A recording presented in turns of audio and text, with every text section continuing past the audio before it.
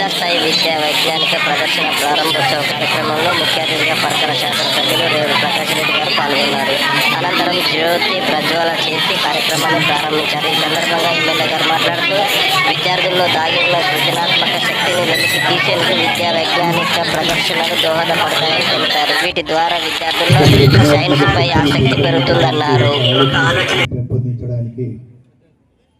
ఇలాంటి science fares అనేది చాలా ఉపయోగపడుతుంది అనేది గత కొన్ని సంవత్సరాలుగా కూడా నిర్వర్తించడము, విజయవంతంగా నిర్వర్తించడమే కాకుండా మన జిల్లా నుండి కూడా పూర్వ జిల్లా కావచ్చు, ఈరోజు నూతనంగా ఏర్పడే జిల్లాల నుండి కూడా చాలామంది విద్యార్థులు భాగస్వామ్యం తీసుకొని వాళ్ళ జీవితానికి ఒక బాట వేసుకుంటున్నారు అనేది మనందరికీ తెలిసిన విషయం. ఈరోజు ప్రపంచ స్థాయిలో మనం చూస్తున్నాం, దేశాల మధ్యన ఆర్థికపరమైన పోటీ కన్నా శాస్త్ర పోటీ ఎక్కువ ఉన్నది. అదే కాకుండా ఇవాళ ప్రతి దేశంలో కూడా మానవ వనరుల మీదనే ఆ దేశ ఆర్థిక పరిస్థితి కూడా ఆధారపడినది అనేది ఇది జగమెరిగిన సత్యము. ఈరోజు ప్రపంచం గుర్తించిన పరిస్థితి. అందుకే ప్రాథమికంగా విద్యా దేశం నుండే, ప్రాథమిక విద్యా దగ్గర నుండే ఒక ఆలోచన రేకెత్తించాలి అని చెప్పి, ఒక ఆలోచన శక్తిని రేకెత్తించాలి. అదేవిధంగా గతంలో ఎవరు ఏ విధంగా, ఇప్పుడు మన వాళ్ళు చెప్పారు సివి రామన్ గారి యొక్క జీవిత చరిత్ర,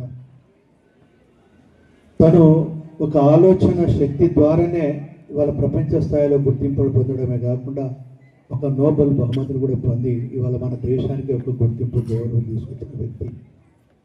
మరొక వ్యక్తి మనందరికీ తెలుసు, మన రాష్ట్రపతిగా పనిచేసిన అబ్దుల్ కలాం గారు. ఆయన సామాన్య వ్యక్తి, ఒక చేపలు పట్టే కులవృత్తి కుటుంబంలో పుట్టి మేము రామేశ్వరం పోయినప్పుడు కూడా చూసినాము. వారు యొక్క కుటుంబ పరిస్థితులు, ఆ ఇంటి పరిస్థితులను చూస్తే కాకుండా ఆర్థికంగా కూడా చిన్న కుటుంబం.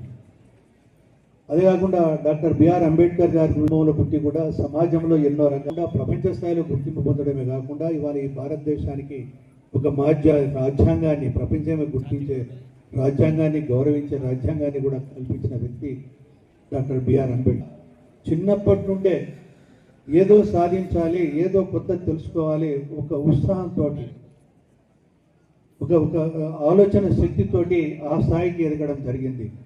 మీలో ఈ సమాజానికి, దేశానికి ఉపయోగపడే మరి కలెక్టర్లు కావచ్చు, ఎస్పీలు కావచ్చు, పోలీసు విభాగం కావచ్చు, కలెక్టర్లు కావచ్చు, లేకుంటే పెద్ద పెద్ద సైంటిస్టులు కావచ్చు, రాజకీయవేత్తలు కావచ్చు, ఇక్కడ నుండే మీరు నేర్చుకోవాలి.